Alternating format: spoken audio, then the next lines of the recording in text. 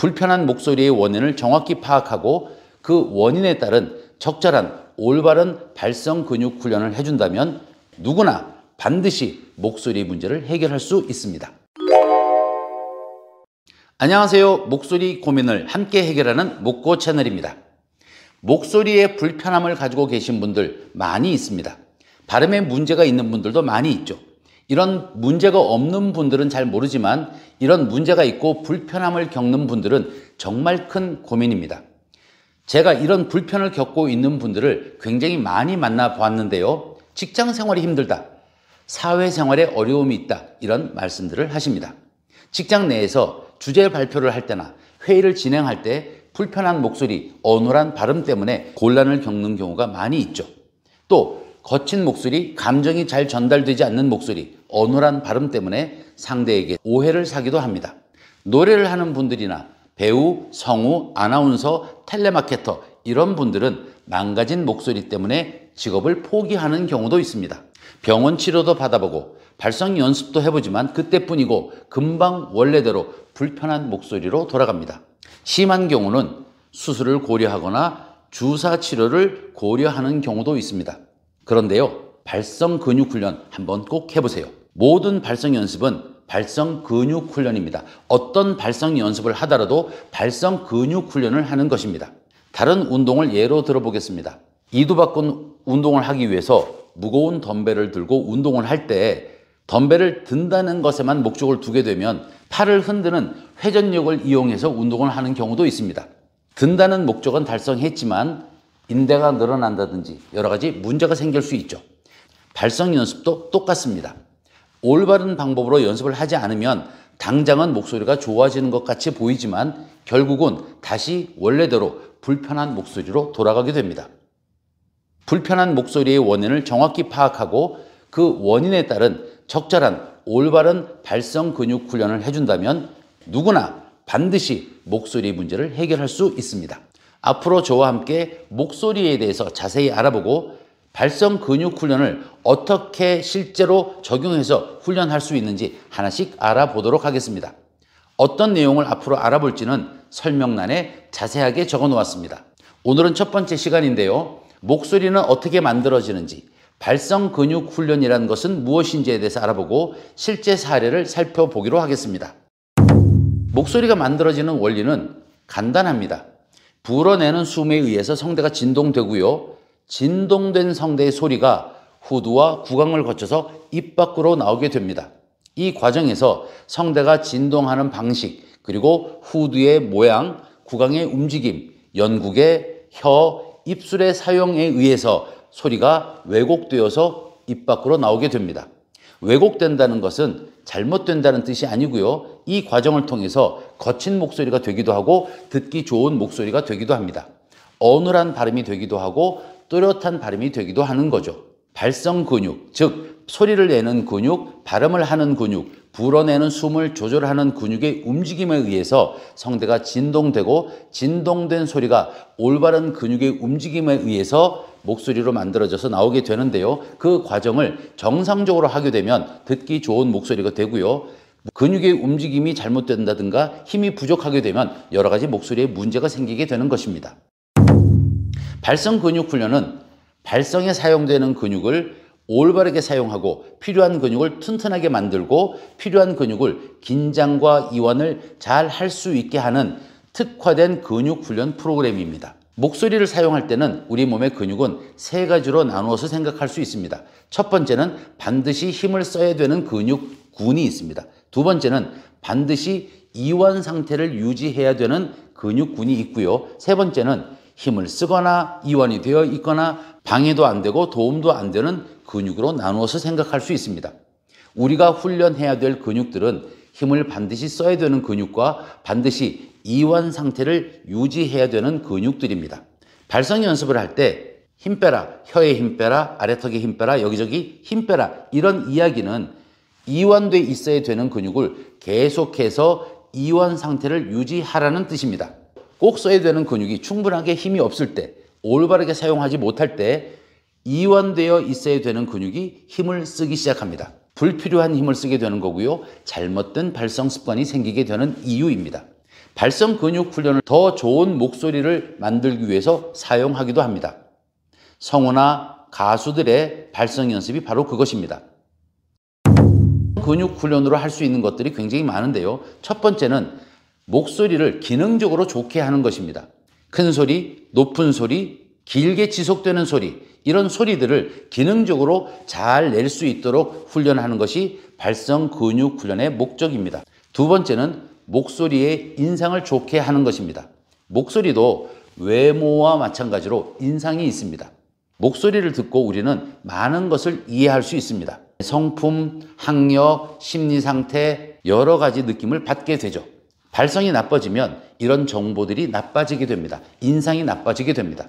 상대방이 불쾌감을 느낄 수도 있습니다. 발성 근육 훈련을 통해서 목소리의 인상을 좋게 만드는 것이 두 번째 목표입니다. 세 번째는 목소리에 담는 감정을 자유롭게 표현할 수 있게 된다는 뜻입니다. 감정이 변하면 그대로 목소리의 감정이 드러나죠. 슬픔, 분노, 좌절, 이런 감정이 변하는 발성 근육을 변화시킵니다. 불어내는 호흡을 변화시킵니다. 이런 변화가 감정으로 표현되는 것인데, 발성 근육 훈련을 통해서 발성 근육, 호흡 근육을 자유롭게 사용하게 되면 목소리에 담아서 전달하는 이런 감정을 풍부하게 전달할 수 있게 됩니다. 목소리에 문제가 있는 경우도 원인을 정확하게 파악하고 적절한 올바른 방법으로 발성 근육 훈련을 하면 모든 발성 문제가 해결됩니다. 모든 발성은 발성 근육 훈련입니다. 근육 운동이기 때문에 올바른 방법으로 훈련을 한다면 누구나 반드시 목소리 문제를 해결할 수 있습니다. 오늘 살펴볼 분은 55세 남성분입니다. 목에 불편함을 느낀 것은 기억도 나지 않을 만큼 오래되었다고 합니다. 10년이 훨씬 넘었는데요. 이분이 노래도 열심히 합니다. 노래도 좋아해서 밴드도 하고 노래 연습도 많이 했는데 처음에는 목이 조금 불편하다, 답답하다 이렇게 느꼈는데 점점 갈수록 목소리에 힘도 없어지고 울림도 없어지고 조금만 말하거나 노래해도 불편하다, 이렇게 상태가 변해갔다고 합니다. 병원에 갔더니 근긴장성 발성장애, 이런 병명을 받았다고 합니다. 병원 치료도 받아보고 발성 연습도 했는데 조금 좋아지는 듯 하다가 계속해서 불편한 상태로 돌아가서 포기하고 있던 상태였다, 이렇게 말씀을 주셨습니다. 이분 같은 경우에는 대부분 이완하는 연습을 먼저 합니다. 그런데 근긴장성 장애, 이런 병을 가진 분들 중에 릴렉스 연습이 잘 되지 않는 분들이 꽤 많이 있습니다. 이분도 체스트 허밍을 통해서 이완 연습을 하고 싶었는데 릴렉스 시키는 느낌을 감각적으로 이해를 하지 못했습니다. 이완시키는 감각을 잃어버렸습니다. 그래서 체스트 허밍 기법을 조금 변형해서 연습을 하기로 했습니다. 근긴장성 발성 장애는 불필요한 힘이 잔뜩 들어가서 발성하는 것을 방해하는 상태를 말합니다. 근긴장성 발성 장애인 경우에 힘이 부족해도, 힘이 너무 많아도 근긴장성 발성 장애가 될 수 있습니다. 보통은 체스트 허밍을 통해서 이완 연습을 합니다. 한번 보여드리겠습니다. 이런 가슴에 진동이 울리는 허밍을 하면 이완이 되면서 목이 편안해집니다. 그런데 많은 분들이 체스트 허밍을 하기에는 이완하는 느낌을 잘 이해하지 못합니다. 이분도 그런 경우였는데요. 근긴장성 발성장애, 즉 잘못된 긴장을 다른 근육의 힘으로 옮겨주는 연습을 했습니다. 방법은 높은 허밍입니다. 한번 보여드리겠습니다. 코로 가볍게 숨을 내보내다가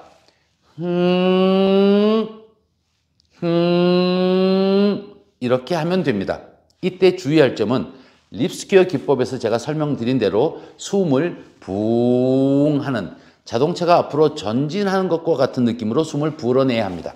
그리고 숨을 다 불어낸 다음에 잠깐 동안 정지했다가 힘을 빼면서 숨을 쉽니다.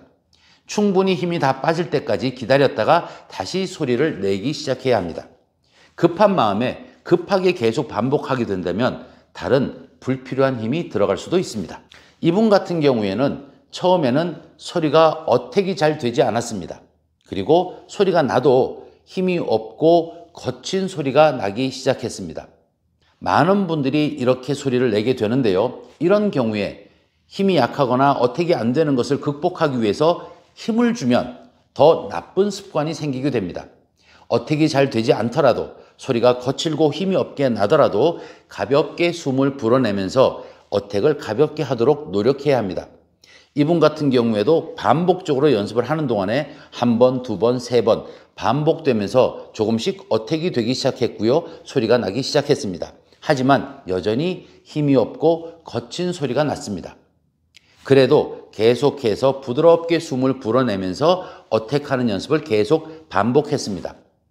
10분 정도 반복을 했더니 점점 어택도 쉬워지고 소리가 점점 맑아지는 것을 확인할 수 있었습니다. 10분, 20분의 연습으로 소리가 맑아졌다고 해서 목소리의 문제가 해결되는 것은 아닙니다. 그래서 다음에 만날 때까지 매일 30분씩 꾸준히 연습할 것을 당부드리고 헤어졌습니다. 영상을 보시는 분들 중에도 근긴장성 발성 장애인데 체스트 허밍, 이완하는 연습이 잘 되지 않는다, 이런 분들은 똑같이 따라서 연습을 해보기 바랍니다. 처음에 어택이 잘 되지 않더라도, 비강의 울림이 잘 느껴지지 않더라도 조급한 마음을 갖지 말고 조금씩 연습한다, 이런 느낌으로 편한 마음으로 훈련을 해보세요. 점점 목소리가 맑아지고 높은 곳에서 울리는 울림을 느낄 수 있게 될 겁니다.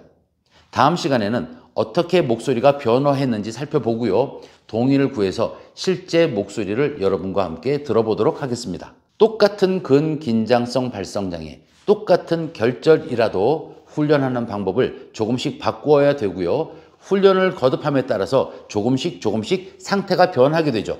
그러면 연습 방법도 조금씩 변화를 줘서 연습을 해야 합니다. 목소리 때문에 고민하시는 분들이 연습을 할 때 가장 큰 고민 중에 하나는 변하는 자신의 상태를 매일매일 파악하지 못한다는 것입니다. 그런 분들을 위해서 목고 채널은 존재합니다.